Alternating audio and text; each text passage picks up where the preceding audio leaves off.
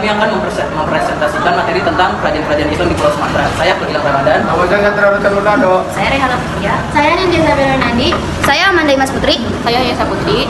Saya Syafira Wahida Ramadhani. Halo semuanya, kali ini aku akan menjelaskan tentang kerajaan-kerajaan Islam di Pulau Sumatera. Pulau Sumatera merupakan gerbang Islam menuju Nusantara. Sejak Islam di Kepulauan Sumatera bisa dilacak di berbagai literatur yang menyebutkan bahwa Islam masuk ke Nusantara pada abad ke-13 Masehi. Hal ini ditandai dengan adanya makam Sultan Malik As-Saleh yang terletak di Aceh Utara dan beliau wafat pada Ramadan 698 Hijriah atau 1297 Masehi. Nah, berikut ini adalah kerajaan-kerajaan Islam yang ada di Pulau Sumatera. Yang pertama, Kerajaan Samudra Pasai. Kerajaan Samudra Pasai adalah diperkirakan berkembang pada pertengahan abad ke-13. Kerajaan yang dikenal dengan nama Samudra Darussalam ini terletak di pesisir pantai utara Sumatera, kurang lebih di sekitar Lok Sewu-Mawe dan Aceh Utara. Samudra Pasai didirikan oleh Marah Silu. Setelah menganut agama Islam, ia berganti nama menjadi Malik As-Saleh. Pada abad 1297 Masehi, Marasilu menjadi Raja Samudra Pasai dengan gelar Sultan Malik As-Saleh. Nah, ini adalah berikut ini raja-raja yang pernah memerintah di Kerajaan Samudra Pasai.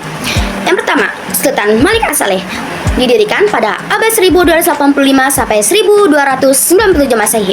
Pada tahun 1285, Kerajaan Samudra Pasai dipimpin oleh Meurasilu dengan gelar Sultan Malik As-Saleh.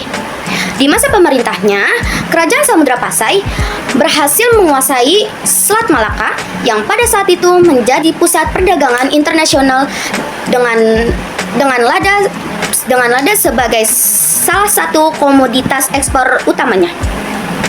Selain lada, Kerajaan Samudra Pasai juga mengekspor sutra dan kapur barus. B. Sultan Muhammad Az-Zahir 1297 sampai 1326. Setelah Sultan Malik Al-Soleh wafat pada tahun 1297, kepemimpinan Kerajaan Samudra Pasai dilanjutkan oleh anaknya, yaitu Sultan Muhammad Malik Az-Zahir. Sang raja baru ini untuk pertama kalinya memperkenalkan koin emas atau dirham sebagai mata uang. Mata uang dirham secara resmi digunakan dalam perdagangan di Kerajaan Samudra Pasai pada tahun 1297. C. Sultan Mahmud Malik Az-Zahir 1326 sampai 1348. Pada tahun 1326, tahta kerajaan diteruskan oleh Sultan Mahmud Malik Az-Zahir. Di masa pemerintahannya, Kerajaan Samudra Pasai terkenal sebagai kerajaan dagang yang maju. Di tempat ini banyak dijumpai pedagang dari India dan Cina yang membeli rempah-rempah, terutama lada. Selain itu, di Kerajaan Samudra Pasai terdapat beberapa jenis barang dari Cina yang dapat dibeli pedagang tanpa harus berlayar ke Cina. Dengan letaknya yang strategis, maka Samudra Pasai berkembang sebagai kerajaan maritim dan bandar transito. Samudra Pasai berkembang pesat pada masa pemerintahan Sultan Malik Al-Tahir II.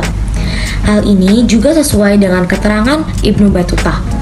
Pada masa jayanya, Samudra Pasai merupakan pusat perniagaan penting di kawasan itu, dikunjungi oleh para saudagar dari berbagai negeri seperti Cina, India, Siam, Arab, dan Persia. Komoditas utama adalah lada. Sebagai bandar perdagangan yang besar, Samudra Pasai mengeluarkan mata uang emas yang disebut dirham. Uang ini digunakan secara resmi di kerajaan tersebut. Di samping sebagai pusat perdagangan, Samudra Pasai juga merupakan pusat perkembangan agama Islam. Sejalan dengan itu juga berkembang ilmu tasawuf. Di antara buku tasawuf yang diterjemahkan ke dalam bahasa Melayu adalah Durrul Al-Manzum, karya Maulana Abu Ishaq. Kitab ini kemudian diterjemahkan ke dalam bahasa Melayu oleh Makhdum Patakan atas permintaan dari Sultan Malaka. Dengan demikian, Samudra Pasai memiliki posisi penting sebagai pusat penyebaran agama Islam di Asia Tenggara pada masa itu. Seiring perkembangan zaman, Samudra mengalami kemunduran hingga ditakluk oleh Kerajaan Majapahit sekitar tahun 1360 Masehi. Pada tahun 1524 Masehi ditaklukkan oleh Kerajaan Aceh. Aku akan menjelaskan tentang Kerajaan Malaka. Kerajaan Malaka secara geografis berada di jalur pelayaran dan perdagangan internasional, yaitu Selat Malaka, Semenanjung Malaya. Kerajaan ini didirikan oleh para Meswara dan mencapai puncak kejayaan pada abad ke-15 dengan menguasai jalur pelayaran Selat Malaka. Sebelum akhirnya ditaklukkan oleh Portugis pada tahun 1511. Pada masa kejayaannya, Kerajaan Malaka adalah pusat perdagangan dan penyebaran Islam di Asia Tenggara. Kejayaan yang dicapai oleh Kerajaan Malaka disebabkan oleh beberapa faktor penting, yaitu para Meswara telah mengambil kesempatan untuk menjalin hubungan baik dengan negara Cina. Ketika Laksmana Yin Qing mengunjungi Malaka pada tahun 1403, salah seorang dari Sultan Malaka telah menikahi seorang putri dari negara Cina yang bernama Putri Hanglipo. Hubungan erat antara Malaka dengan Cina telah memberi banyak manfaat kepada Malaka. Malaka mendapat perlindungan dari Cina yang merupakan pemegang kekuasaan terbesar di dunia pada masa itu untuk menghindari serangan Siam. Adapun raja-raja yang pernah memimpin Kerajaan Malaka antara lain A. Iskandar Shah dari tahun 1939 Masehi sampai 1414 Masehi.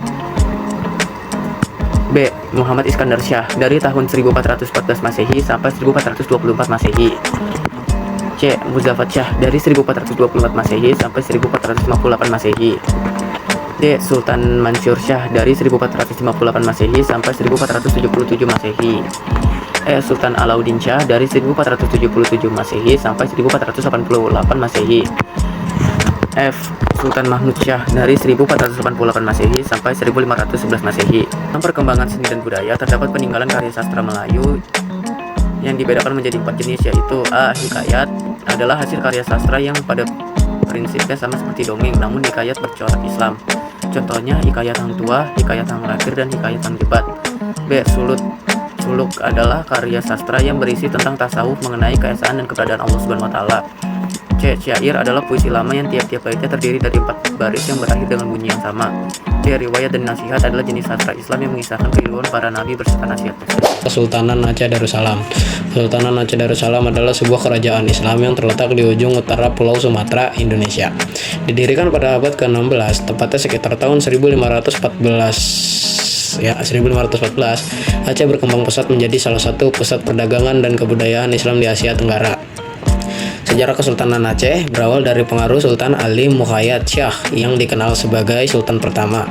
Ia berhasil menyatukan berbagai wilayah di Aceh dan menjadikan Islam sebagai agama resmi Aceh. Kemudian mengalami masa kejayaan di bawah Sultan Iskandar Muda yang dari tahun 1607 sampai tahun 1636 yang memperluas wilayah kekuasaan hingga ke Semenanjung Malaya dan mengukuhkan Aceh sebagai pusat perdagangan rempah-rempah, budaya dan perdagangan. Aceh dikenal dengan pelabuhan yang sibuk seperti Pelabuhan Banda Aceh yang menjadi titik temu bagi para pedagang dari berbagai belahan dunia.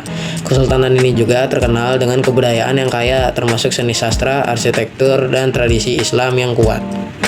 Konflik dan penjajahan. Meskipun mengalami masa kejayaan, Aceh juga mengalami banyak konflik di baik internal maupun eksternal. Pada abad ke-19, Aceh terlibat dalam perang dengan Belanda yang dikenal sebagai Perang Aceh. Meskipun Belanda akhirnya berhasil menguasai Aceh, perjuangan rakyat Aceh untuk mempertahankan kemerdekaannya menjadi simbol perlawanan. Warisan hari ini untuk bagi daerah Aceh adalah Kesultanan Aceh masih terlihat dalam tradisi seni dan arsitektur di Aceh. Masjid Raya Baitur Rahman di Banda Aceh adalah salah satu simbol yang penting yang dibangun pada masa kejayaan Kesultanan. Selain itu, Aceh memiliki tradisi seni yang kaya seperti tari saman dan berbagai bentuk seni kerajinan. Kesultanan Aceh Darussalam memainkan peranan penting dalam sejarah Indonesia baik dari segi politik, ekonomi, maupun budaya. Hingga kini, identitas dan warisan budaya Aceh tetap hidup di tengah masyarakatnya.